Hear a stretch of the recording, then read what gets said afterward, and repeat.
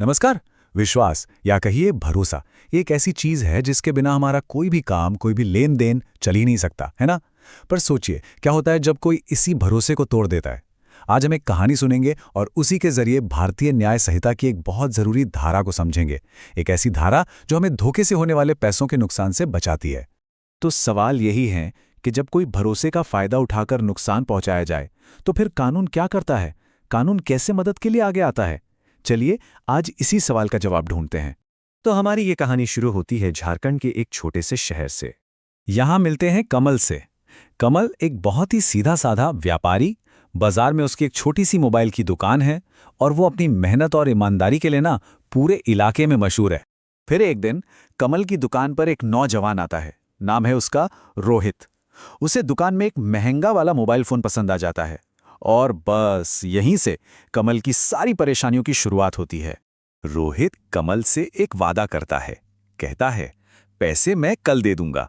अब कमल ठहरा भला आदमी उसकी बातों में आ गया, भरोसा कर लिया और उसे मोबाइल दे दिया। आखिर विश्वास पर ही तो दुनिया चलती है कि नहीं? लेकिन वो वादा टूट गया। रोहित अगले दिन पैसे देने आया ही नहीं। कुछ दिन बीते तो कमल को कहीं से पता चला कि रोहित ने तो वो मोबाइल किसी और को बेच दिया और सारे के सारे पैसे अपनी जेब में रख लिए।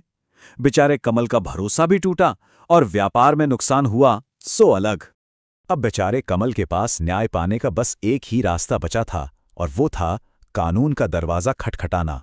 तो चलिए देखते हैं कि ये मामला जब अदालत पहुंचता है तो आगे क्या होता है।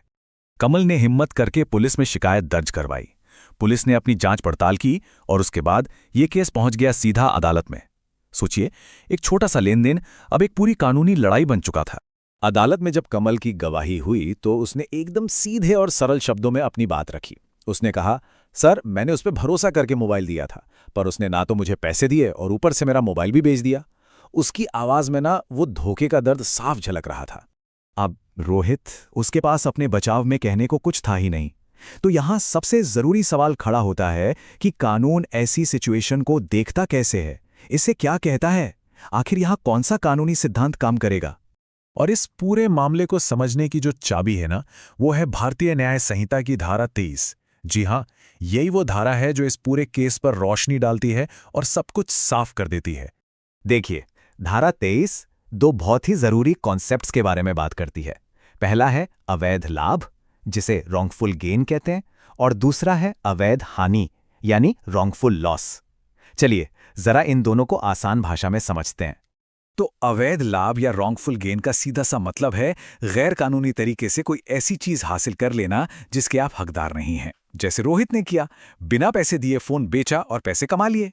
दूसरी तरफ है अवैध हानि यानी रॉन्गफुल लॉस। इसका मतलब है कि गैर कानूनी तरीके से अपनी किसी ऐसी चीज को खो देना जिस पर कानूनी तौर पर आपका हक है, जैसा कमल के साथ हुआ। उसका फोन भी गया और जो पैसे उसे मिलने चाहिए थे वो भी गए। तो यहां यह बात एकदम साफ है कि रोहित का जो फायदा था वो सीधे सीधे कमल का ही नुकसान था। तो अब कानून भी साफ है और सारे सबूत भी सामने हैं। ऐसे में अदालत का फैसला क्या होगा? हमारी कहानी अब अपने सबसे अहम मोड़ पर आ चुकी है। तो अदालत ने सभी सबूतों को देखा, गवाहों को सुना, दोनों पक्षों की दलीलों को बहुत ध्यान से परखा और इन सब के बाद अदालत अपने फैसले पर पहुंची। और फिर जज साहब ने अपना फैसला सुनाया। रोहित ने जानबूझकर कमल को नुकसान पहुंचाया है और गैर कानूनी तरीके से खुद फायदा उठाया है, इसलिए अदालत उसे दोषी पाती है और इसी के साथ न्याय हो गया। तो इस फैसले का नतीजा क्या निकला? नतीजा साफ था।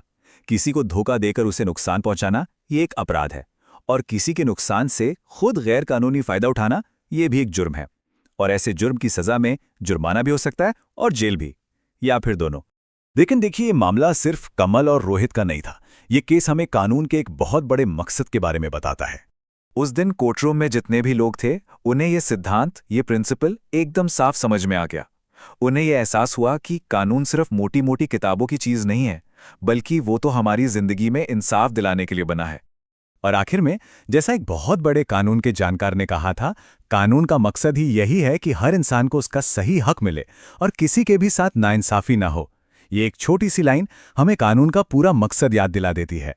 तो अगली बार जब भी भरोसे की बात आए तो ये जरूर याद रखिएगा कि उस भरोसे को बचाने के लिए हमारा कानून हमेशा मौजूद है।